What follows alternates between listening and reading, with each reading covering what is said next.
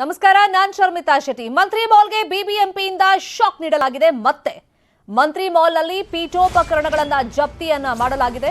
ಮುಟ್ಟುಗೋಲನ್ನ ಹಾಕೊಂಡಿದ್ದಾರೆ ಪಾಲಿಕೆ ಅಧಿಕಾರಿಗಳು.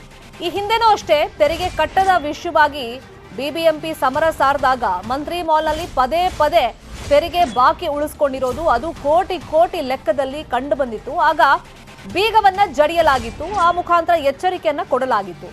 ಅಷ್ಟೆಲ್ಲ ಎಚ್ಚರಿಕೆ ಕೊಟ್ಟ ಮೇಲೂ ಕೂಡ 49 ಕೋಟಿ ತೆರಿಗೆ ಹಣವನ್ನ ಬಾಕಿ ಉಳಿಸಿಕೊಂಡಿತ್ತು ಮಂತ್ರಿ ಮಾಲ್. ತೆರಿಗೆ ಕಟ್ಟದಂತ ಹಿನ್ನೆಲೆಯಲ್ಲಿ ಪೀಠೋಪಕರಣಗಳನ್ನ ಜಪ್ತಿ ಮಾಡಲಾಗಿದೆ.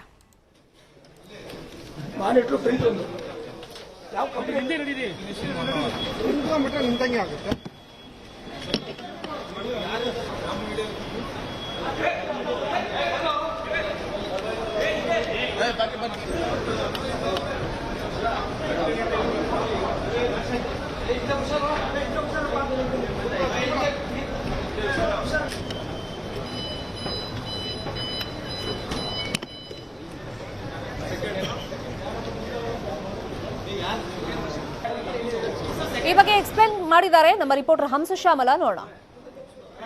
ಬಿಬಿಎಂಪಿಯಿಂದ ಮಂತ್ರಿ ಮಾಲ್ನ ಈಗ ಮುಟ್ಟುಗೋಲನ್ನ ಹಾಕಿದ್ದಾರೆ. ಸೊ ಇದ್ದಂತಹ ಒಂದು ಬಾಕಿಯನ್ನ ಕಟ್ಟಿಲ್ಲ ಅನ್ನುವಂತಹ ನಿಟ್ಟಿನಲ್ಲಿ ಈಗ ಆಡಳಿತ ಮಂಡಳಿಯಲ್ಲಿ ಇರುವಂತಹ ಎಲ್ಲಾ ಒಂದು ವಸ್ತುಗಳನ್ನ, ಅಂದ್ರೆ computer, printing machine, xerox machine ಸೇರಿದಂತೆ ಅನೇಕ ಒಂದು ಮೂವಬಲ್ ಆಸ್ತಿಯನ್ನ ಇಲ್ಲಿ ಈಗಾಗಲೇ ಮುಟ್ಟುಗೋಲು ಹಾಕಿರುವಂತದ್ದು. ಸೊ ಈಗ ಇಲ್ಲಿ ನೋಡ್ತಿದ್ದಾರೆ ಬಿಬಿಎಂಪಿ ಸಿಬ್ಬಂದಿ ಎಲ್ಲ ಕೂಡ ಇಲ್ಲಿರುವಂತಹ ಅಂದ್ರೆ ಒಂದು ಇವರು ಎಲ್ಲ ಯಾವ್ದೆಲ್ಲ ಒಂದು ಲಿಸ್ಟ್ ಅನ್ನ ಮಾಡ್ಕೊಟ್ಟಿದ್ದಾರೆ, ಚೇರ್ಸ್, ಕಂಪ್ಯೂಟರ್ ಸಿಸ್ಟಮ್, ಮಾನಿಟರ್ಸ್ ಎಲ್ಲವನ್ನು ಕೂಡ ಈಗ ತೆಗೆದುಕೊಂಡು ಹೋಗ್ತಿರುವಂತದ್ದು. ಸೊ ಈಗಾಗ್ಲೇನೆ ಏನು ಈ ಹಿಂದೆ 2 ಬಾರಿ ನೋಟಿಸ್ ಕೊಟ್ಟಿದ್ರು ಕೂಡ ಮಂತ್ರಿ ಮಾಲ್ ಆಡಳಿತ ಮಂಡಳಿ ಯಾವುದೇ ರೀತಿಯಾಗಿ ಒಂದು ನಿರ್ಲಕ್ಷ್ಯವನ್ನ ವಹಿಸಿದ್ರು. ಸೊ ಹೀಗಾಗಿ ಈ ಹಿಂದೆ ಒಂದು ದಿನ ಅರ್ಧ ದಿನ ಅಂದ್ರೆ ಕಂಪ್ಲೀಟ್ ಆಗಿ ಮಂತ್ರಿ ಮಾಲ್ಗೆ ಬೀಗವನ್ನ ಜಡ್ದಿದ್ರು. ಆದ್ರೆ ಈಗ ಇಲ್ಲಿ ಕಂಪ್ಲೀಟ್ ಆಗಿ ಆದಂತಹ ಸಂದರ್ಭದಲ್ಲಿ 5 ಕೋಟಿ ರೂಪಾಯಿನ ಒಂದು ಕಟ್ಟಿದ್ರು. ಆದ್ರೆ ಆ 5 ಕೋಟಿ ರೂಪಾಯಿನ ಹೊರತುಪಡಿಸಿದ್ರೆ ಇವರು ಬೇರೆ ಯಾವುದೇ ರೀತಿಯಾಗಿ ಒಂದು ಇಲ್ಲಿ ಪ್ರಮುಖವಾಗಿ ಆ ಒಂದು ಆಸ್ತಿ ತೆರಿಗೆಯನ್ನ ಕಟ್ಟಿರ್ಲಿಲ್ಲ. ಈಗ ನಮ್ಮ ಜೊತೆ ಬಿಬಿಎಂಪಿ ಜೆಸಿ ಆದಂತಹ ಲೋಕೇಶ್ ಅವರಿದ್ದಾರೆ. ಎಷ್ಟು ವರ್ಷದಿಂದ ಇವರು ಒಂದು ತೆರಿಗೆನ ಬಾಕಿ ಉಳಿಸ್ಕೊಂಡಿದ್ರು ಅಂತ? ಬಿಬಿಎಂಪಿ ವ್ಯಾಪ್ತಿಯಲ್ಲಿರುವಂತಹ ಕಟ್ಟಡಗಳ ಮಾಲೀಕರು ನಮಗೆ ಪ್ರತಿ ವರ್ಷ ಟ್ಯಾಕ್ಸ್ ಕಟ್ಟಬೇಕು ಅಂತ ನಮ್ಮ ನಿಯಮ ಇದೆ. ಆ ನಿಯಮದ ಪ್ರಕಾರ ಅವರು 2018-19 ಇಲ್ಲಿವರೆಗೂ ಯಾವುದೇ ಟ್ಯಾಕ್ಸನ್ನು ಬಿಬಿಎಂಪಿಗೆ ಕಟ್ಟಿಲ್ಲ.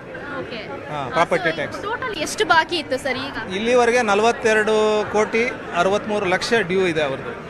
ಅದನ್ನು ಅವರು ಕಟ್ಟಿಲ್ಲ. ಅವ್ರಿಗೆ ಈಗಾಗಲೇ ನೋಟಿಸ್ ಕೊಟ್ಟಿದ್ದೀವಿ, ಅದಕ್ಕೂ ಅವ್ರು ಪ್ರತಿಕ್ರಿಯೆ ಕೊಟ್ಟಿಲ್ಲ. ಹಾಗಾಗಿ ಇವತ್ತು ಅವರ ಚರಾಸ್ತಿಗಳು, ಮೂವೇಬಲ್ ಪ್ರಾಪರ್ಟಿನ ನಾವು ಜಪ್ತಿ ಮಾಡ್ತೀವಿ. ಈಗ ಚರಾಸ್ತಿಯನ್ನು ಮಾಡಬೇಕು, ಇದು ಹಂತ ಹಂತವಾಗಿ ಮಾಡ್ತಾ ಇದ್ದೀವಿ. ಇದು ಬಿಬಿಎಂಪಿ ಕಾಯ್ದೆ ಪ್ರಕಾರ ನಮ್ಮ ಮುಖ್ಯ ಆಯುಕ್ತರ ನಿರ್ದೇಶನದ ಮೇಲೆ ನಾವು ಈ ಎಲ್ಲ ಕೆಲಸಗಳನ್ನು ಮಾಡ್ತೀವಿ. ಈ ಮಂಡಳಿ ಜೊತೆ ಮಾತನಾಡಿದ್ರಲ್ಲ, ಸೊ ಅವ್ರು ಏನು ಹೇಳಿದ್ರು?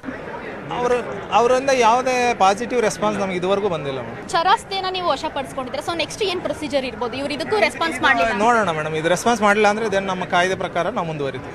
ಇವರು ವಶಪಡಿಸ್ಕೊಂಡಂತಹ ಒಂದು ಟೇಬಲ್ ಇರಬಹುದು, ಪ್ರಿಂಟಿಂಗ್ ಮಿಷನ್ಸ್ ಇರಬಹುದು, ಮೊಬೈಲ್ಸ್, ಹಾಗೇನೆ ಮಾನಿಟರ್ಸ್ ಎಲ್ಲವನ್ನು ಕೂಡ ಇಲ್ಲಿ ತಂದು ಇಟ್ಟಿದ್ದಾರೆ. ಸೊ ಈಗ ಇದನ್ನ ಕೌಂಟ್ ಮಾಡಿ ಈ ಒಂದು ಎಲ್ಲಾ ಪ್ರಾಪರ್ಟಿಗಳು ಎಷ್ಟು ಬೆಲೆ ಬಾಳುತ್ತೆ ಅನ್ನುವಂಥದ್ದನ್ನು ಒಂದು ಮೌಲ್ಯವನ್ನ ನೋಡಿಕೊಂಡು ಇವರು ಮುಂದಿನ ಒಂದು ಏನು ಆದೇಶವನ್ನ ಅಂದ್ರೆ ಮುಂದಿನ ಒಂದು ಏನು ಸೂಚನೆಯನ್ನ ಕೊಡ್ತಾರೆ ಮೇಲಿನಿಂದ, ಹಾಗೇನೆ ಇವರು ಏನು ರೆಸ್ಪಾನ್ಸ್ ಮಾಡದೇ ಇದ್ರೆ ಮುಂದೆ ನೆಕ್ಸ್ಟ್ ಏನ್ ಮಾಡಬೇಕು ಅನ್ನುವಂಥದ್ದನ್ನ ಆಕ್ಟ್ ಪ್ರಕಾರವೇ ನಾವು ಕ್ರಮವನ್ನ ಕೈಗೊಳ್ತೀವಿ ಅನ್ನುವಂತಹ ಮಾತನ್ನ ಹೇಳ್ತಿರುವಂತದ್ದು. ಕ್ಯಾಮರಾ ಪರ್ಸನ್ ಶಿವಪ್ಪ ಜೊತೆ ಹಂಸಶ್ಯಾಮಲ, ನ್ಯೂಸ್ 18 ಕನ್ನಡ, ಬೆಂಗಳೂರು.